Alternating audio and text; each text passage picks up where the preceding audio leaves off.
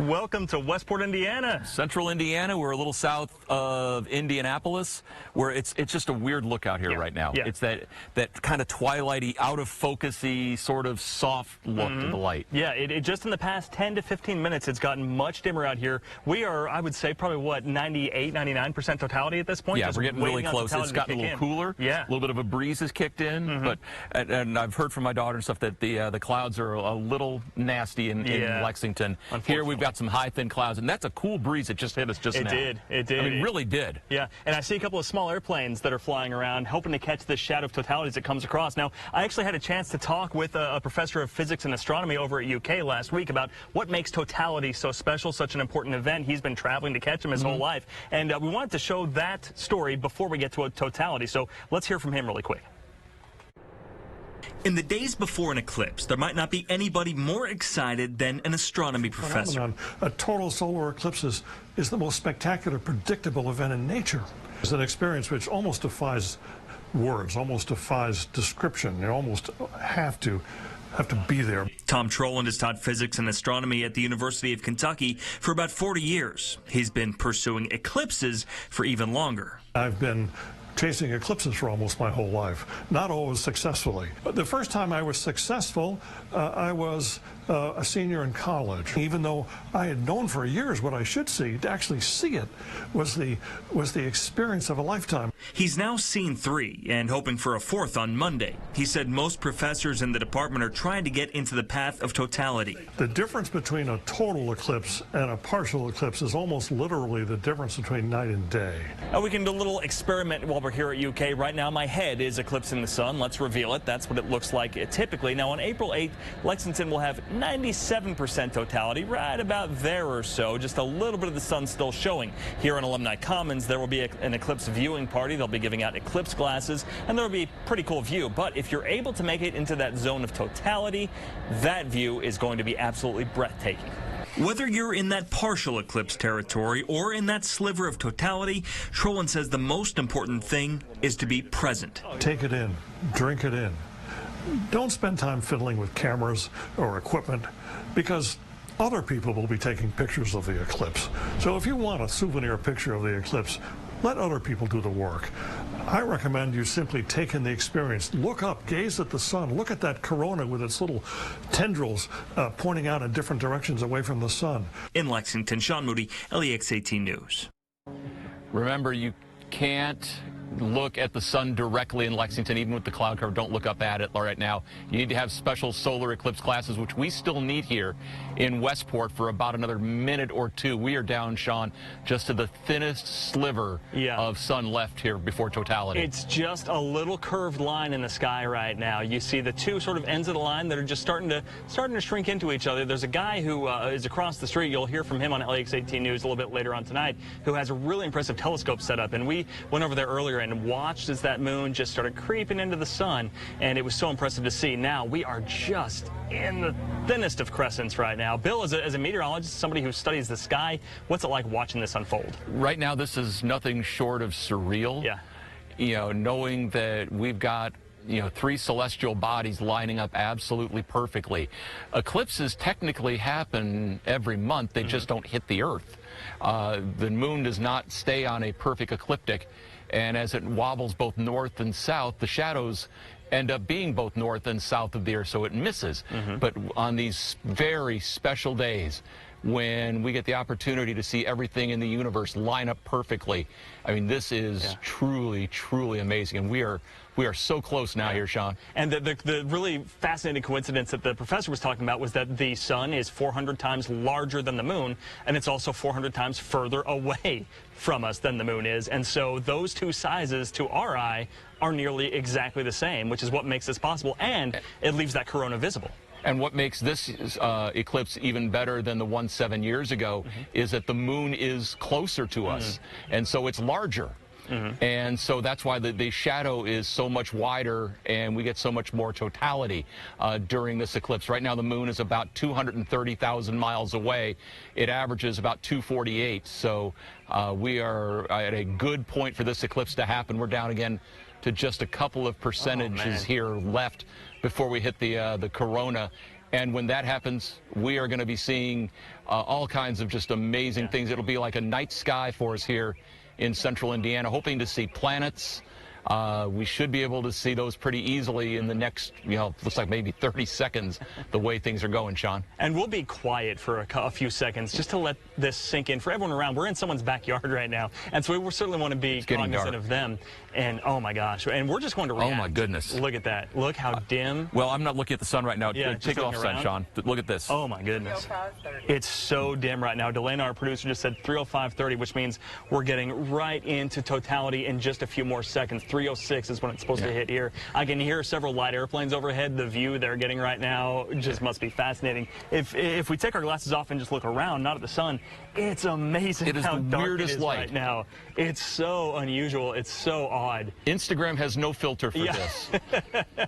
Oh, it's getting so thin up there right now. And oh, we're seconds away. Let's just experience this. All right. We're hitting totality. We're going to get in Lexington. We are down to just a little nub. Wow. It's so dark. Oh my gosh. Oh, wow. We're at the corner. That should be the ring. My gosh, it's getting dark. Oh, wow. All right. I see stars. I see planets. I see the ring. You can see the outline. I see There's the ring. Venus. Oh my God. Oh my goodness. Wow. We have totality. Wow. Totality in Westport, Indiana right now. This is unreal. We got Venus to the bottom right. Wow. And you can see the corona. You can see all the I can't talk right now. You can see all the there's a flare. My gosh, there's a prominence on the bottom lower corner of the sun. Oh my gosh. And you see how it's shooting out in all directions. You see how it's... There's a loop. Yeah. Oh my goodness, there's a loop there. Oh.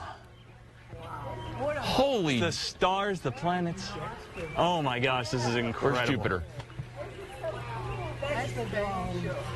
Amazing. I'm trying to see if the comet's visible. Yeah.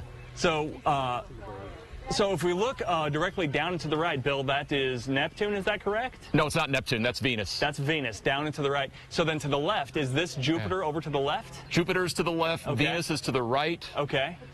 So we should be seeing... Can't really see the comet with the high clouds, but again, I don't know if that's a prominence or a flare at the bottom of the sun. You know, the moon has those mountains and craters, and so little pieces of the sun can shine through those little irregularities around the moon's surface. Yeah. I'm wondering if that's a part of the corona or if that's a cloud issue, that loop to the bottom left. I see it, yeah. That's amazing. And there's that little speck of bright light. Yeah, that's the prominence I was talking about. Oh, my goodness. Prominence or a flare? Wow. I'm not sure. I mean, yeah. We have to ask the astronomy guy across the street. Right, we'll go back to him. Exactly what that is. Oh, my goodness. Now, I understand that we're seeing wonderful. Lexington. There's a bat that just flew over us. I understand that we are showing you a shot from Lexington right now. I know it's a bit cloudy down there, and hopefully everyone has been able to enjoy this live coverage of the totality here in Indiana. That's terrific. We're getting breaks just in the nick of time there for some of you in Lexington. Good.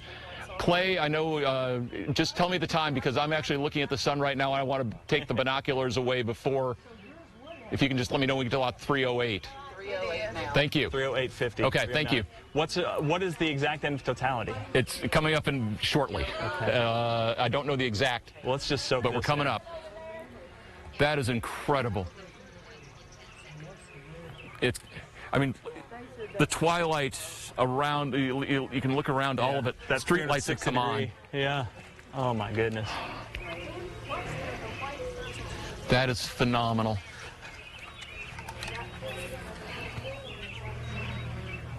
Yeah, I'm curious if that's a solar prominence, that loop to the bottom left.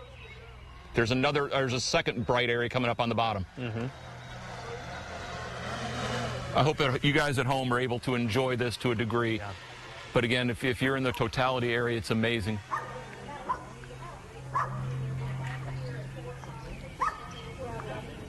All the coincidences that have to line up to create this. Amazing. All right, we got to be coming out here shortly. There's a contrail just coming up on it now. Yep, I can. There's the sun. It's getting brighter. Yep, Here there it comes. we go. Glasses on. Here it comes. There's the ring. There it is. Wow, they did the math right. Wow. All right. All right. Wow. Amazing. That's the end of Totality here in Westport, Indiana. And the nice thing is we still have another hour of show because the moon still has to finish transiting the sun, so we can enjoy this partial eclipse for at least another hour. So. Just the camera's back to us again. Yeah. Yeah, this is just, again, now just a slowly increasing light. It's, again, the light just doesn't look right. No. It's like completely, it's as if you're, you know, when we're kids playing basketball under a floodlight in the dark is what it feels like. Yeah. I'm wondering if we're getting all the colors of the spectrum. Since we're not getting the full disk of the sun like that. Yeah. The colors do look odd. Absolutely. It looks blue. It looks much bluer than it typically would be. Yeah. Such There's the bottom sliver experience. now. Going. Wow. Hey, Andrew, you wanted to say hi to some folks in Morrill? Yeah. Now, to preface this real quick, the folks who invited us in their backyard and have been just absolutely wonderful hosts, they have family down in central Kentucky. So you have to kind of lean in here, Andrew. Yeah. But say hey to the folks you wanted to say hey to. Yeah, to my first cousin, Roger Van Winkle, and his wife, Lisa, and to Jan. Yeah, this is a small price to pay for what you've been able to provide us here today. Thank you. It's amazing, and I wish everybody could have been here to watch it. They're down there in Morrill, right? In Morrill. All right. Yeah, and it's been amazing. You know, we wanted to make sure that we weren't talking about these things before the Totality started, because we want to get straight to it. But now that we're out of Totality, let's just talk about what an incredible experience this afternoon has been. This family has had us in their backyard. Yeah. We've had a cookout. We've had Keeneland bread pudding. We've had everything you need for an eclipse party. Yeah, and this may have been the best eclipse party around. I think it was. And you've got the astronomer across the street. I mean, we come to a small town in central Indiana where, as some of our folks say, Hoosier hospitality. But again, just the stories that we're finding here. Yeah. You know, the Berea connection, central to Kentucky. The astronomer just across the street, who's an award-winning teacher. So again, just wonderful folks here in Westport, Indiana. I'm glad you all have been able to share this with us today, because again, as I said before, the experience, it's surreal. Yeah, it is. And to see, and I'm guessing those were prominences on the bottom, those bright orange. You know, just incredible. And again, I don't know if it was an atmospheric phenomenon with our cirrus clouds here, or if that was something with the corona, that loop that was in about a 7 o'clock position. Right. Yeah, it was amazing, and it was such a you know, tiny little spot at the bottom of the moon. Yeah. That just bright orange, so much brighter than everything else around. And there was a second one just before. Just before the Totality left. And that ring, you know, you hear people talk about the ring just before and just after, as the sun just starts to peek out, and you see the corona of the outline, and then just as that flash comes on the end, of course, that's your signal, glasses back on. And I must admit, I cheated slightly. With the timing, and just before Totality, I did look up without the glasses, and you could see the outline of the moon just before it encroached all the way. And I tell you what, you know, we've talked about the different lights, and I'm starting to feel a breeze again right now too. And we'll warm it right back up. And talk about, Bill, you know, we've got variations in temperature on the Earth's surface, right, which change relative to the sun. So as that sunlight is changing so quickly, that's where that breeze comes from, right? Yeah, you're changing the pressure and changing the temperature, but what you've also done is you've basically you've created a mini front that's been working its way across. It's a dusk front, for lack of a better way to put it. And for the same reason you feel a little breeze come up sometimes in the evening, same thing was just happening here for us. Yeah, it's incredible. And then because that shadow is circular all around us, that means that, you know, when you see an amazing sunrise or an amazing sunset, we have that in 360 degrees. It's the coolest thing. We had a drone up here. Yeah, we had a drone up here earlier during the Totality. It's going to be interesting to see if they're going to be able to see the outline of the shadow as it was coming in. So we weren't broadcasting it live, but we're going to take a look at the recording on it to see what it looks like. We'll bring that to you throughout the day. And that shadow, I mean, you think about how quickly that shadow is moving across the surface of the Earth. I think it's something like 1,700 miles per hour as you're waiting for it. So if you get up high enough, you know, you can see it coming from far enough away. It'll be like a wave coming at you. Yeah. And now that shadow is somewhere in New York. Right. So it moves so fast. It got out of here in a hurry. It's been an amazing afternoon out here. Yeah. And the spectacle is one that we won't see again for another few decades. We're glad, so glad you were able to enjoy it with us, to experience it with us. You know, this is both of our second go-round. Yeah, it's such an amazing thing, and I can't imagine. I could see this 20 times, and it would be just as jaw-dropping every time.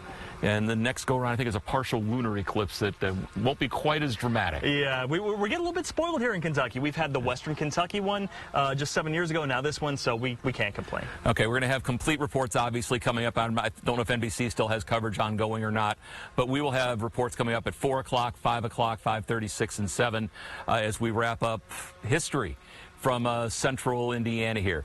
For Sean Moody, I'm Bill Meck. Thank you so much for enjoying this total eclipse of the sun with us, with apologies to Bonnie Tyler on that. And again, have a wonderful rest of your day.